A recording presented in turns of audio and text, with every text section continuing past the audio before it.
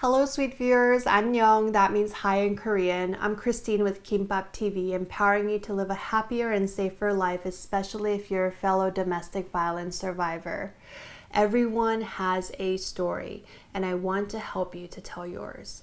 I became a storyteller because I love having conversations with people I don't know well, and within just minutes of chatting with them, draw out their narratives, who they are, how they're feeling, and what they're passionate about. By the end of our time together, I feel like I've known this person for a long time, and I walk away with a newfound appreciation for them. Your story matters, especially if you're a fellow survivor. And in this video, I'll share 3 tips that can help you to share your story with confidence, whether it's to an audience of 1 or 1,000. Let's get started.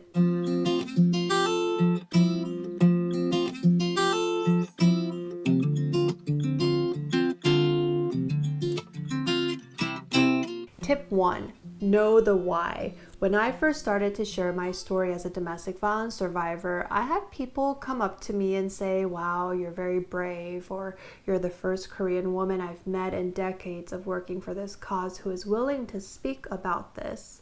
While these comments were flattering to hear, that's not why I decided to share my story. My why was very simple. I just needed to stand up for myself. Something really horrible and unjust happened to me, and no one was going to be my spokesperson. If I didn't say anything, no one would know, and I couldn't live with that. During my healing process, I learned how common domestic violence was, especially in Asian communities. Up to 55% of Asian women in the US report experiencing intimate physical and/or sexual violence during their lifetime. And I'm well aware that many more women are out there afraid to report anything.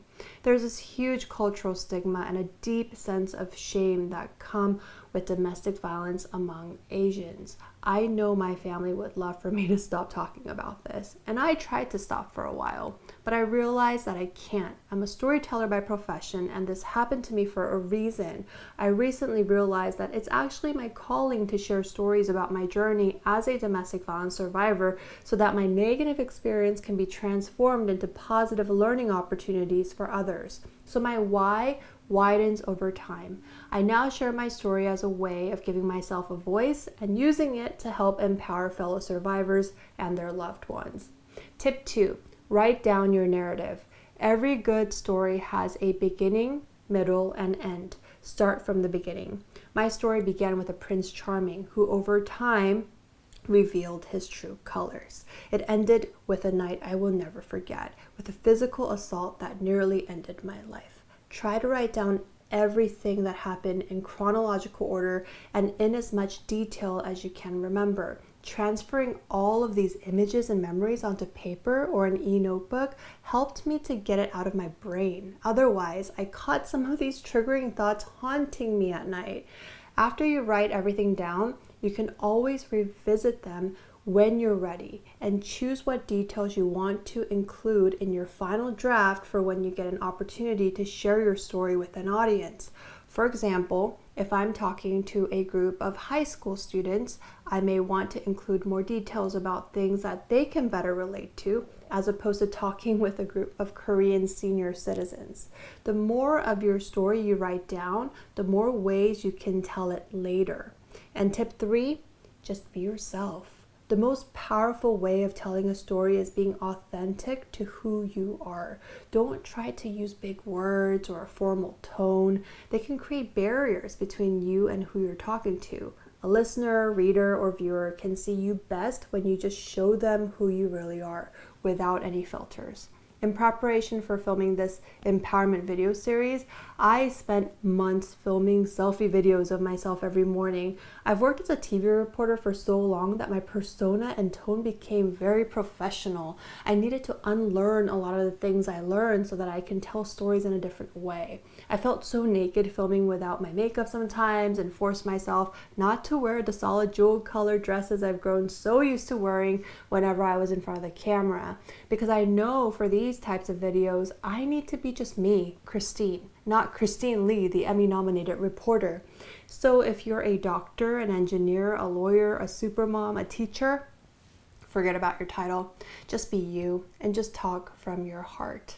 How will you dress if you're hopping onto a FaceTime call with your sister or with your best friend? How does your voice sound when you're just casually having a conversation? Keep those things in mind when you're getting ready to share your story. The more you're you, the more relatable you will be to those who are hearing or watching you. Why don't you give these tips a try and let me know when you're ready for more? My therapist told me that the most important thing about telling my story is that it should be a therapeutic process for me as well, as opposed to creating a lot more stress. I had to push back this empowerment series for almost a year because I wasn't emotionally ready to take this on when I first thought of it. It was creating a lot of anxiety for me, and that's when I knew it wasn't the right time. Now I look forward to preparing these videos for you, and it also helps me in my healing journey. So I hope you enjoyed this video. Please take a second to like, share, and subscribe to my channel. Thank you as always for taking the time to be with me today, and I'll see you again in my next video.